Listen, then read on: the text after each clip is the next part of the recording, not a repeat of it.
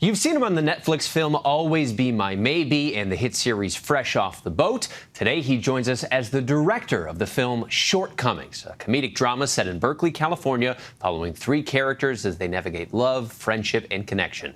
Take a look. It only seems like an amazing opportunity because it's in New York. Yeah, that's part of the reason why I wanted to do it. Trust me, New York is overrated. It's so gentrified now. How many times have you even been there? Are we counting layovers? No. That's amazing. Randall Park, thanks so much for being here today. How you doing? I'm good. How are you doing, Trevor? I'm doing great. We know that you are very well known and well liked in front of the camera. What made you step behind at this time, and how'd you like it? Oh gosh. Well, it was the story. It was the based on a graphic novel that I had read back in 2007, and the story just stuck with me for all these years. So it was something that I always wanted to make into a movie, and I just really had a great time directing it. It felt very. It was very fun and felt pretty natural to me. So I loved it and definitely want to do it again. We see the cover of that graphic novel actually framed behind you, so clearly you were a fan of it. I am curious, right. I would imagine adapting a graphic novel is going to be a unique experience because there's already pictures in the source material. I mean, how did that influence your directorial decisions? Well, it was something I tried not to let influence me too much, like the actual visuals in the graphic novel.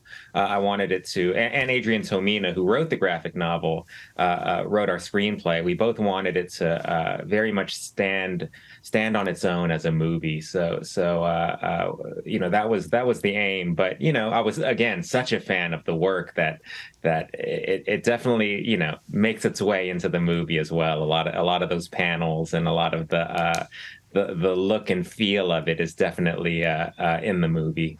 This story has been described as, and this is a quote, the best account ever of Asian male angst. Is that something you felt you could relate to and you wanted to portray on screen?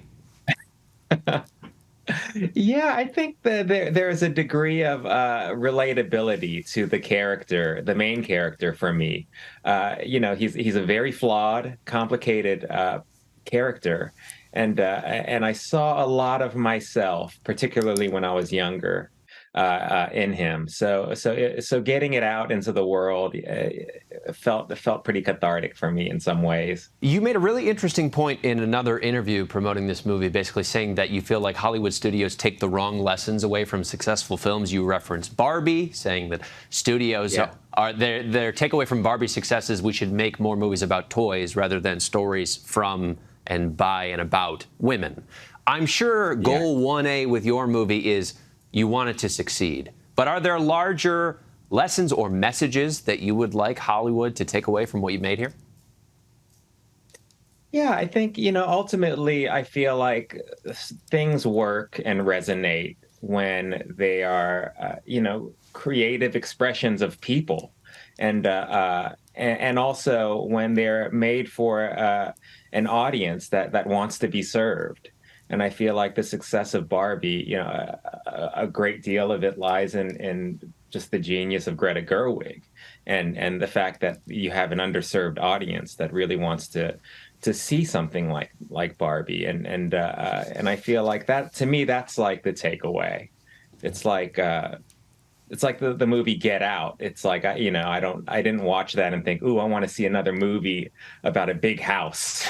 You know, it's like, no, I want to see another movie by Jordan Peele, you know, expressing himself and being creative. And so, yeah, that to me, that's the, you know, I'm no expert, but that's my guess as to why these things are so successful. Right. Compelling source matter rather than whatever larger IP we could pull from here.